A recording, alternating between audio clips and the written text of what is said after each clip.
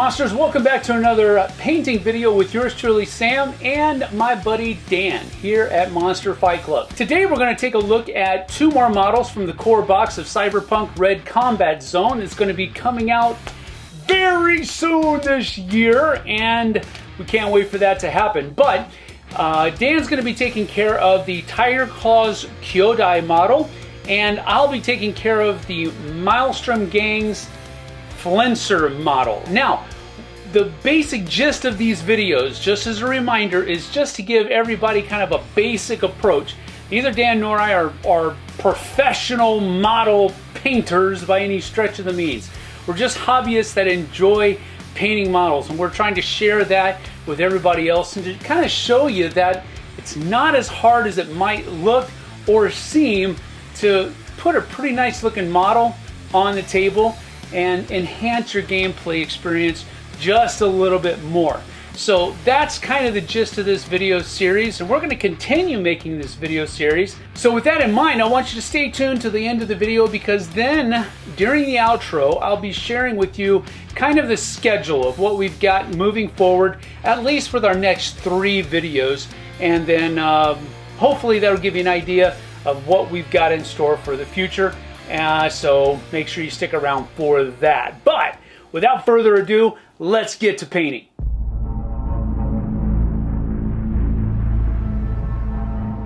Welcome back, everyone. Dan from Monster Fight Club here with another painting tutorial for Cyberpunk Red Combat Zone.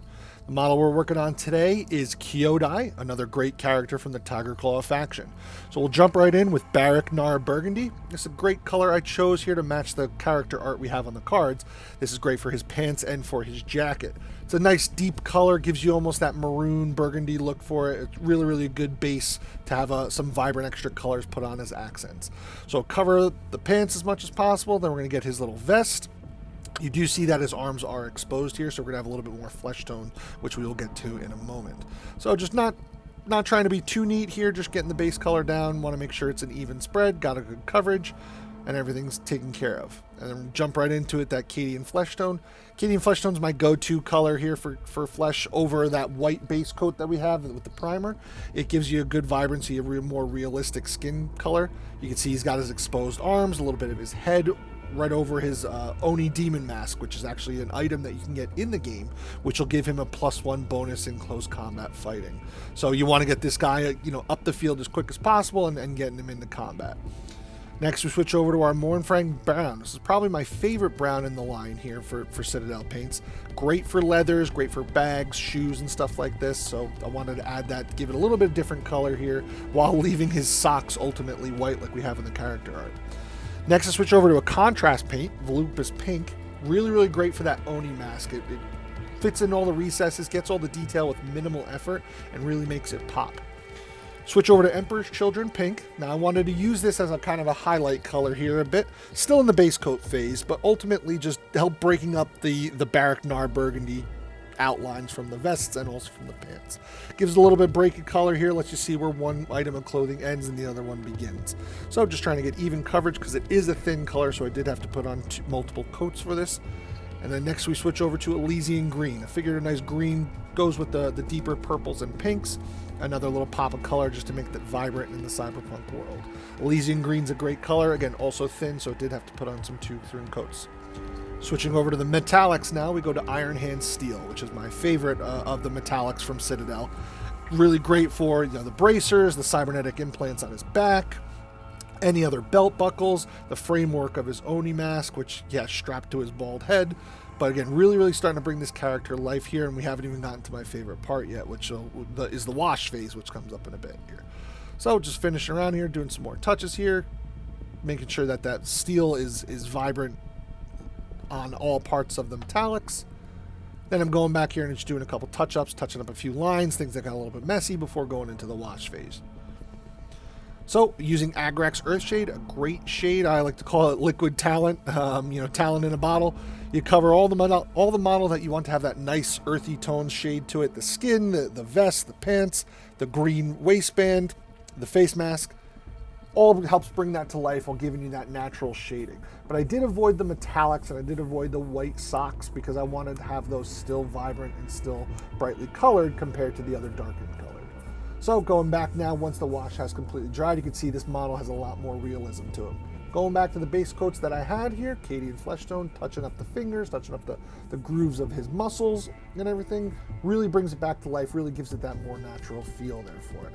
So quick touch-ups on both arms. You can see that this guy's been working out in Night City. So coming around on the face masks, trying to avoid that Oni mask as much as possible, just following the grooves of the model. Again, these models are very, very detailed, so it's a lot of great contour lines and great mold lines that you can really, really bring back to life. Elysian green to touch up that sash. Quick just once over, leaving some of the recessed shading where I can. And then back to the metallics just to brighten those up in case any of the washes did get to it. You can see I also put on some gold on the crossbar of the sword to help bring that to life as well. Just a little bit of accent color. Now we're going to go to a little bit of a highlight here. I switched up the purple colors to a little bit brighter. This is Xerxes purple. And going over the Baraknar helps give it more of that purple feel, that more electronic feel, something that you definitely buy in a store in Night City. Just following around here, just getting all the grooves that are molded into this sculpt. Really, really great model. Really, really has a lot of details that makes this a dream to paint. Going back to the Emperor's Children, touching up here, bringing those back to life, redefining those lines, getting all that recessed shading in there. Even decided to go a different line around the ankle to help differentiate the pants from the socks. And then I also did notice here that he also has a bit of a waistband going around each leg. So I used Rakarth Flesh for a quick coat around that. And then gives a little bit more detail, a little more contrast and everything. And you can see, there's our Kyodai from the Tiger Claws. Thanks for watching. Hope you tune back in again soon.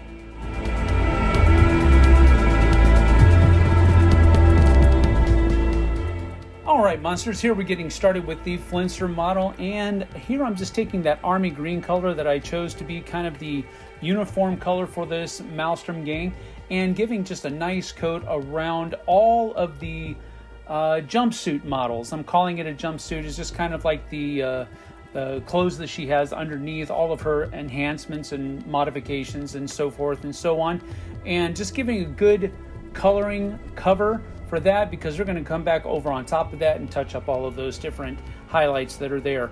Then for the leg enhancements that she has, the modifications that are for the legs, I'm just giving a matte black finish here so that we can come over it later on with a gunmetal for the the metallic silver look that the model is going to have.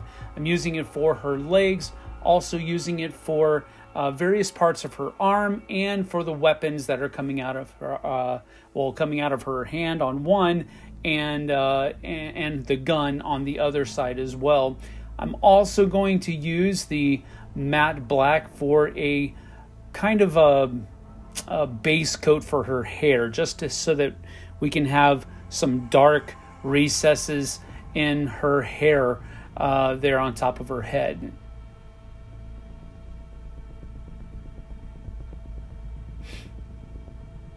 And really what we're trying to do here is we're not trying to cover up too much of that army green color that we've already put on.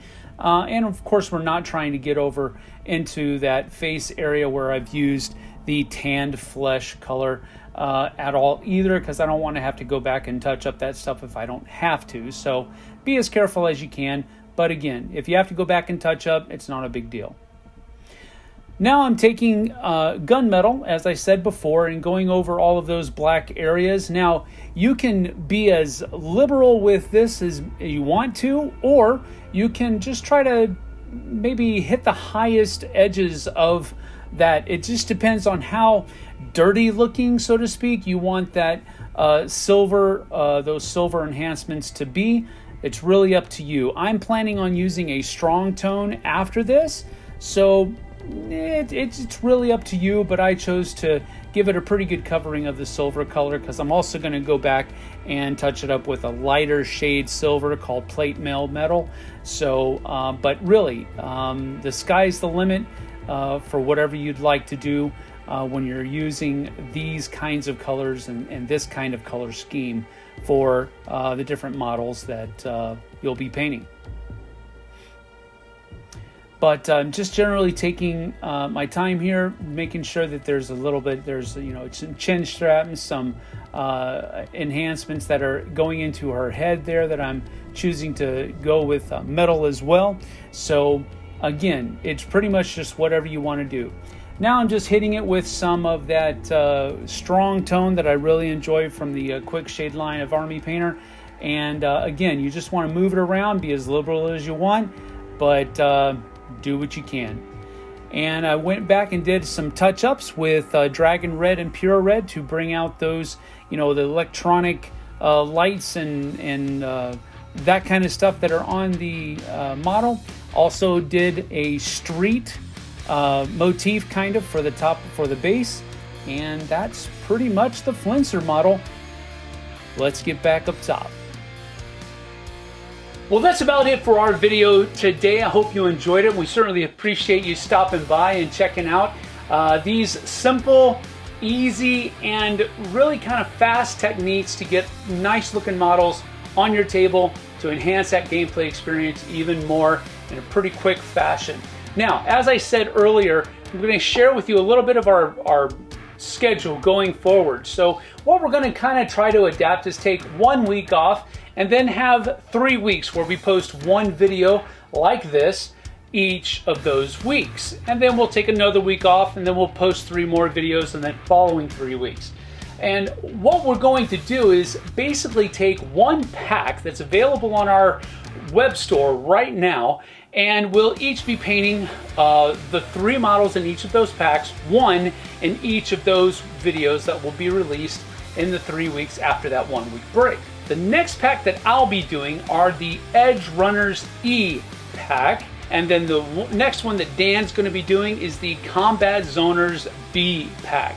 So you can go online and check those out. Check out the pictures right here of what we're going to be giving. Just kind of a little peek for the future. But anyway, we want to thank you so much for joining us. We certainly appreciate your time and being here. We'll see you guys and gals on the flip side. Take care.